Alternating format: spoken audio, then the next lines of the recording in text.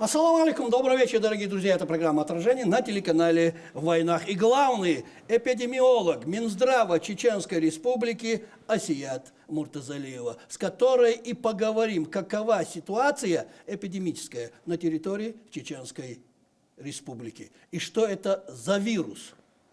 Непах. Новый или это старое забытое название и вирус?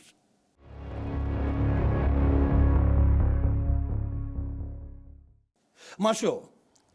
И сразу переходя к нашему разговору. А действительно, если начать с вопросов иммунопрофилактики, эпидемиологическая, биологическая безопасность страны и мира в целом очень актуальна. Вы это знаете лучше, чем я. И все-таки, насколько они актуальны в Чеченской Республике на сегодня? Да, как правильно вы подметили, эпидемиологическая и биологическая безопасность – это на самом деле являются актуальными вопросами, так как это ключевые элементы для защиты населения, для обеспечения эпидемиологического благополучия в целом по республике. И одним из таких ключевых элементов является национальный календарь профилактических прививок. У нас в Российской Федерации он защищает от 12-13 инфекций.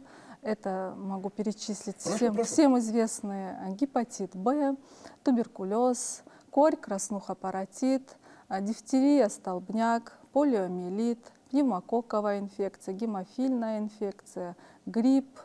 Вот от ряда таких с которыми мы чаще всего встречаемся в своей жизни. Да. Так получается. Да, вот одним из таких ключевых элементов это проведение национального календаря, выполнение этих показателей. А понятие календарь это что?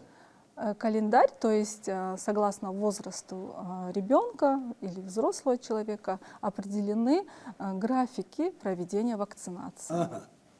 И на территории нашей страны, нашей республики определенный свой график проведения вакцинации, утвержденный. Да, в целом по стране один календарь, он общий, а у всех регионов есть еще календари по эпидемическим показаниям, то есть какие-то природно-очаговые инфекции, преимущественно в определенных регионах свои. Поэтому и если вдруг в каком-то регионе какая-то инфекция возникнет, то и по эпид-ситуации уже принимаются там другие меры, вакцинация против конкретных инфекций. Сейчас, на сегодня, в какой календарь мы попадаем? Мы исполняем оба календаря. Оба календаря? Да. Мы работаем, если так сказать, Да, точнее, да, вы работаете по календарям обоим. Да. Всероссийскому, региональному. Да, это да. чему-то подводит, чему-то помогает? Это помогает сохранять эпидемиологическое благополучие в республике. Вакцинироваться надо? Да. Если сказать простыми словами. Если не хочет заболеть. Это самая такая защита, которая может действительно... Предупредить заболевание лучше, чем ее лечить. Правильно. А какова сегодня санитарно-эпидемическая ситуация на территории Чеченской Республики? Санитарно-эпидемиологическая ситуация в республике в настоящее время спокойная, благополучная. Спокойно, благополучно. Нам Да. бояться, волноваться не насчет гриппа или других каких-то вирусов. На сегодняшний день у нас угрозы нет. Ситуация спокойная, да. Это очень хорошо. И все-таки я предлагаю начать самое актуальное для начала зимы темы ОРВИ и грипп. Расскажите, как обстоят дела с этими инфекциями в регионе на сегодня? Эпидситуация по гриппу и ОРВИ у нас также спокойная. За прошедшую неделю обратилась в медицинские организации с признаками ОРВИ 21 человек. Из них 8% это дети до 14 лет. Госпитализированы 7 человек. По сравнению с предыдущей неделей отмечается снижение заболеваемости в 1,7 раза. А с чем вы это связываете, как специалист, как профессионал? Вакцинируются больше или профилактика так хорошая? Как мы ежегодно проводим прививочную кампанию против гриппа, и мы достигаем коллективный иммунитет 60% от совокупного населения республики, это 920 тысяч человек. Вот. Благодаря этому, конечно, мы сдерживаем ситуацию, и ситуация И народ находит... начинает понимать. Да. что все это делается ради здоровья. Желающих вакцинироваться против гриппа с каждым годом становится все больше. Вот. И это очень позитивные сдвиги в области профилактики инфекционных заболеваний.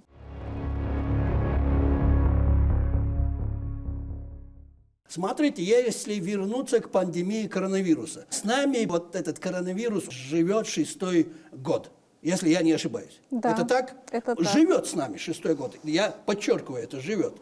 А вот какова текущая ситуация по заболеваемости COVID-19 на сегодняшний день, опять же, в Чеченской Республике? А то, мне кажется, мы как-то начали забывать. Да, Лучше бы его вообще не вспомнить, но и все-таки. Именно с нами живет, как говорится, SARS-CoV-2, это, которое вызвало пандемию COVID-19. А так коронавирусы же, они известны более давно. Именно вот этот вид вируса, SARS-CoV-2, который вызвал пандемию в 2020 году, он с нами уже на протяжении 6 лет. Буквально вчера мне на телефоне в галерее высветилась картинка, где мы проводили первые учения в клинической больнице номер 3 города Грозного, как надевать правильно средства индивидуальной защиты, костюмы, и открывали первый обсерватор. И это вот буквально вчера, 3 февраля 2020 года, была сделана фотография. Вот на самом деле уже 6 лет прошло. И сегодня что мы имеем? COVID-19 занял место среди сезонных респираторных заболеваний. Но так как вирус мутирует, мы не можем прогнозировать, как он себя поведет завтра. Поэтому сегодня ситуация такая, что она имеет респираторный сезонный характер. А насколько опасен коронавирус сегодня? Вы извините за такие вопросы, но действительно. Сегодня как бы вот в настоящее время угрозу не представляет. Например, зарегистрировано официально у нас 9 случаев. В этом 9 случаев? В этом эпидсезоне. То есть бояться нам не нужно? Сегодня нет. Завтра что будет, мы не знаем, потому что вирус мутирует, и как он себя покажет завтра, невозможно спрогнозировать. То есть, исходя из ваших ответов, можно сказать, что действительно, как вы уже упомянули, коронавирус становится сезонным заболеванием, как грипп. Да, он приобрел. Уже стал? Да. И мы к нему уже привыкли, точнее, наш организм привык. Поэтому мы о нем и не вспоминаем. Сейчас нет, но так как вирус имеет свойство мутировать, мы не знаем, что завтра он, как себя поведет. Поэтому... Вот, и при первых признаках не нужно, опять же, относиться как к гриппу. Я пересижу, я переболею, я там таблетку приму. Надо идти к врачу. К врачу. Так как вирусы имеют гриппоподобные симптомы, то есть отличить это грипп или COVID-19 мы не можем, пока не сделаем лабораторные исследования. Поэтому самостоятельно, самолечением заниматься не рекомендуется. Ни в коем случае. Нужно при первых признаках ОРВИ обращаться к врачу по месту жительства, или если тяжелая ситуация, высокая температура, уже 3 дня и более, то вызвать врача надо. И не думать, что это грипп просто, он пройдет. Да. Тут может скрываться любой вирус. Принимать антибиотики, под эти признаки. Заниматься самолечением не рекомендуется.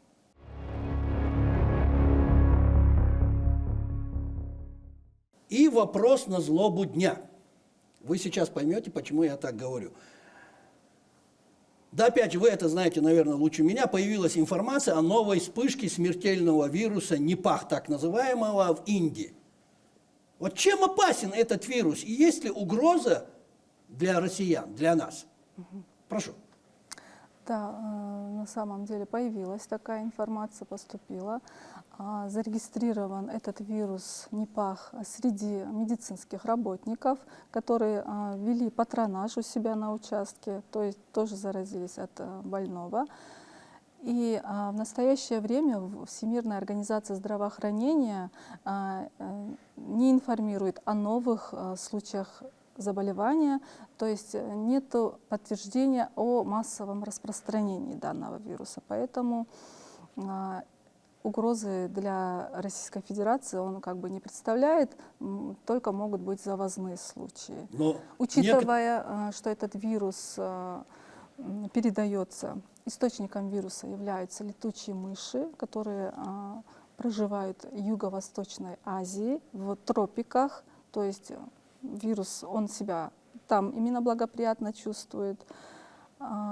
Распространяться вот массово, глобальное распространение он не может иметь. Опять пресловутые летучие мыши. Летучие мыши, да, как и при COVID-19. коронавирусе. Но COVID-19, он передавался воздушно-капельным путем, а вирус НИПАХ, он передается при контакте тесном, при употреблении загрязненных продуктов, фруктов или соков свежих. То есть надо мыть.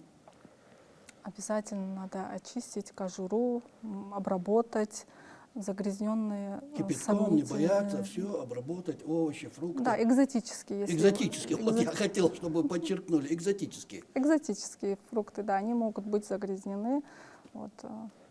Ну, не во вред будет, если все овощи и фрукты обрабатывать кипятком так и в целом, мыть да. чище и чаще. Это новый вирус или мир уже знаком с ним? Когда вирус впервые выявили? Тут такая информация, что этот вирус уже блуждает в Индии уже несколько сот лет. Или это не так? Это не новый вирус. НИПАХ — это название приобрело в честь Малазийской реки. Впервые, где ее там выявили, в 1999 году. С тех пор уже по настоящее время было более 13 вспышек. И это не новый вирус. Не новый. Нет. О нем уже знают. Но почему считается смертельным? Даже более чем... Этот вирус ковид. чаще выявляется в Индии, в Бангладеше. И почему он смертельный? Потому что уровень смертности достигает от 40 до 75%. Так это же больше, чем... Это больше, чем при ковиде. Да. Так он действительно так Смертельный, да. серьезный, опасный вирус. Да, серьезный опасный вирус. А каковы симптомы тут? Опять же, похожие на грипп? Симптомы, опять-таки же, гриппоподобные, респираторные симптомы. Чаще это высокая температура и молниеносное течение, дыхательная недостаточность. И таким серьезным осложнением является поражение центральной нервной системы, возникновение энцефалитов. Какой инкубационный период? Инкубационный период достигает от 4 в среднем до 14 дней, но даже может доходить до 45 дней.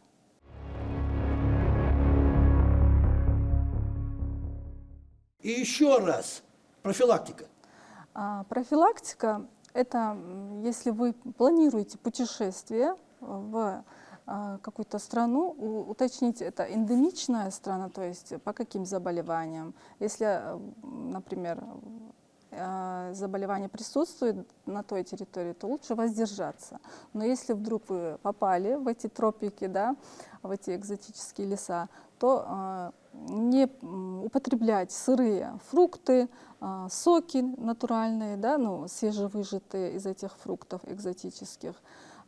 Все пить, употреблять бутилированную воду, фрукты упакованные, обработанные, и избегать контакта, да, с больными. Это соблюдение личной гигиены, средств, ношение СИЗов, средств индивидуальной защиты.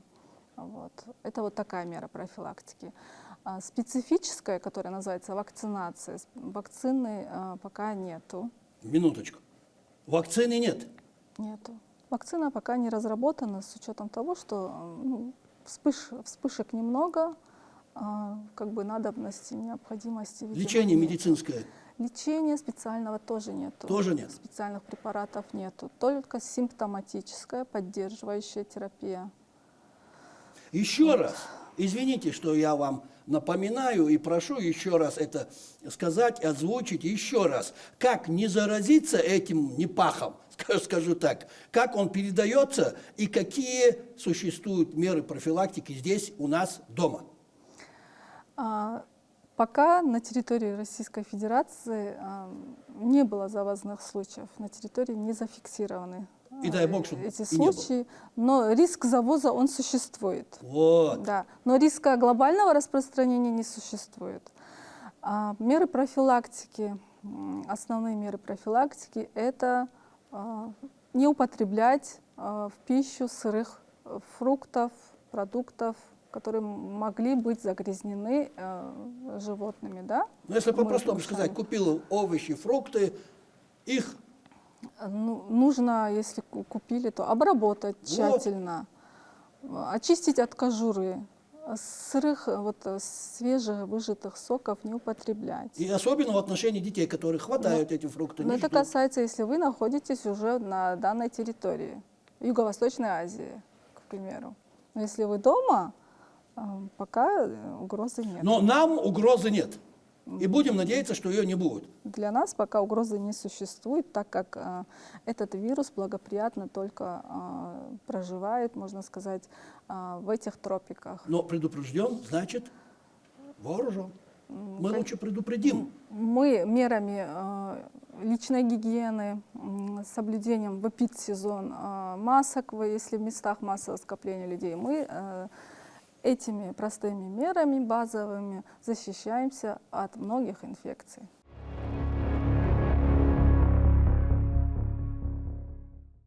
Смотрите, сейчас много путешествуют, вы уже об этом упомянули.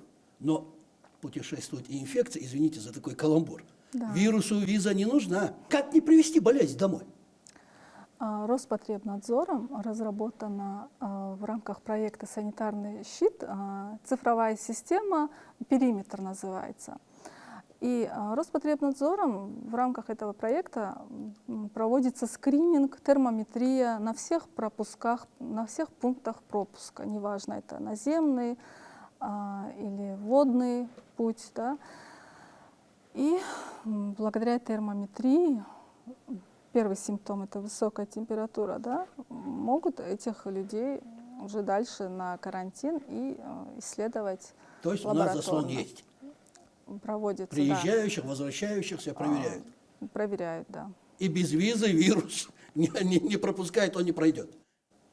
Если уже заболевший человек, Его остановят и в его карантин. остановят, да, карантин. Ну, да. спасибо вам за такую работу.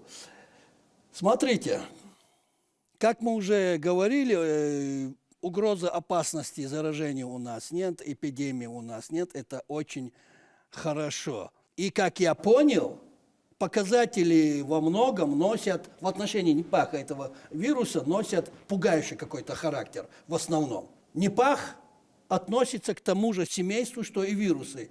Парагриппа, я правильно говорю? Да, Можно так говорить? можно. Это так и есть. Это РНК, содержащий вирус, относится к семейству парагриппов, да. И последнее. Еще раз попрошу сказать нашим телезрителям. Вопросы, точнее, алгоритм профилактики. Еще раз прошу. От всех этих вирусов, чтобы они услышали, запомнили и действовали согласно алгоритму. Прошу. Рекомендую в первую очередь при планировании путешествий в такие неблагоприятные страны учитывать, что нужно обязательно уделять внимание питанию и личной гигиене. При соблюдении этих двух моментов риски заражения снижаются. А в целом бережно относиться к своему здоровью, к здоровью своих близких и соблюдать календарь прививок. Этот календарь не просто так разработан, это профилактика, предупреждение очень серьезных, грозных заболеваний. Например, возьмем корь, воздушно-капельным путем передается, и если один пациент к примеру, в подъезде живет, то вся площадка, Не дай Аллах. в целом все могут Будем надеяться, что такого заразиться. у нас не произойдет ни в стране, ни в Поэтому- республике. И еще, вот теперь действительно последний вопрос. Календарь прививок, он для детей и взрослых одинаков или... Календарь разработан с учетом возраста, начиная с роддома, с новорожденных и вплоть до преклонного возраста. Например, лиц старше 60 лет с хроническими заболеваниями особенно нужно вакцинировать против пневмококковой инфекции, против гриппа ежегодно. Пневмококковая раз в 5 лет, против гриппа ежегодно проводится. Достаточно вот эти меры предпринимать, чтобы предупредить такие серьезные осложнения, как пневмония, да? Маски обязательно носить Ам, тем людям, которые чувствуют, что они заболели? Или есть какие-то признаки? Смотрите, если вы заболевший человек, но в легкой форме или на ногах, да, Да. протекает, ну, чтобы не заразить окружающих, вы должны носить маску. В общественных местах тем более. Да, в общественных местах и дома тоже. Ну, если вы здоровый человек, но вы идете, например, в коллектив или в места массового скопления людей, то эпидсезон это сезон, когда активно распространяются воздушно-капельные инфекции. Это не только грипп, это тот же корь, к примеру, то рекомендуется носить маски. Будем надеяться, что нас телезрители услышали и приняли это, так сказать, к действию. Спасибо. Спасибо, что пришли, ответили на наши вопросы, высказали свое мнение. И спасибо вам за вашу работу. Спасибо Действительно, вам. от души спасибо вам за вашу работу. Удачи. Спасибо вам, что вы уделяете время, внимание таким важным вопросам.